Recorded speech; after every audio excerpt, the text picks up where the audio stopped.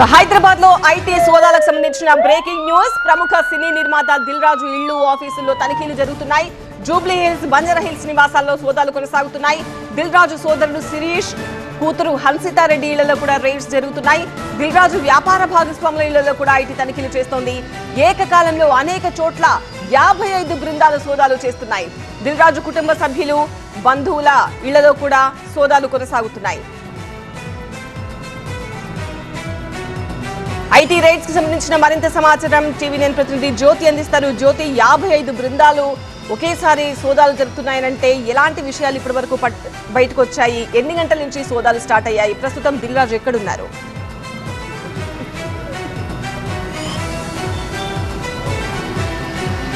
నగరంలో ఐటీ అధికారుల సోదాలు కొనసాగుతూ ఉన్నాయి. ఉదయం 6 గంటల నుంచి కూడా ఐటీ అధికారులు ఈ సోదాలు కొనసాగిస్తూ ఉన్నారు. ప్రముఖ నిర్మాత దిల్ రాజు ఇంటితో పాటుగా అతని ఆఫీసులు, అతని బంధువుల ఇళ్లతో పాటు ఎవరైతే వ్యాపారానికి సంబంధించినటువంటి భాగస్వాములు ఉంటారో వాళ్ళ ఇళ్లలో కూడా సోదాలు నిర్వహిస్తున్నారు. ప్రస్తుతం మనం జూబ్లీ హిల్స్ లో ఉన్నటువంటి దిల్ రాజు కూతురు హన్సితారెడ్డి ఇంటి దగ్గర ఉన్నాము.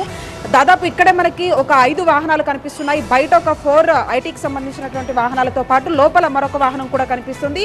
అయితే లోపలికి కూడా ఎవరిని అనుమతించినటువంటి పరిస్థితి. ఉదయం 6 గంటల నుంచి కూడా ఇటు జూబ్లీ హిల్స్ తో పాటు మణికొండ, ఫిలింనగర్, బంజారా హిల్స్ ప్రాంతాల్లో ఐటీ అధికారుల సోదాలు కొనసాగుతున్నాయి. అయితే రీసెంట్ గా ఉన్నటువంటి సినిమాలు ఏవైతే గేమ్ చేంజర్ కావచ్చు, సంక్రాంతికి వస్తున్నాము, ఈ 2 సినిమాలు కూడా భారీ బడ్జెట్ తో తీసినటువంటి సినిమాలు. అంతేకాకుండా ఇంకా రిలీజ్ కి సిద్ధంగా ఉన్నటువంటి డాకు మహారాజ్ కావచ్చు, దానికి సంబంధించి డిస్ట్రిబ్యూటర్ గా కూడా ఉండడం జరిగింది. ఈ నేపథ్యంలో ఒక ట్యాక్స్ సంబంధించి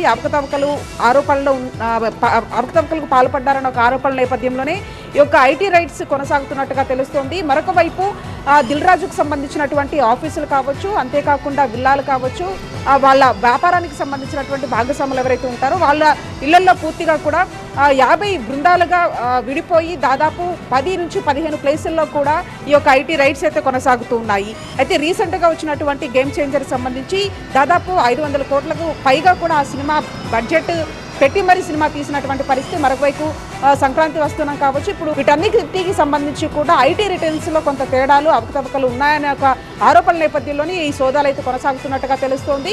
మరొక వైపు దిల్ రాజుకు సంబంధించినటువంటి వాళ్ళ వ్యాపార భాగస్వాములు కావచ్చు, బంధువులు కావచ్చు, ఈ విధంగా ఏకకాలంలో కూడా ఈ ఐటీ రైడ్స్ అయితే కొనసాగుతున్నాయి. ఈరోజు సాయంత్రం వరకు కూడా ఈ రైడ్స్ కొనసాగేటువంటి అవకాశం అయితే కనిపిస్తూ ఉంది.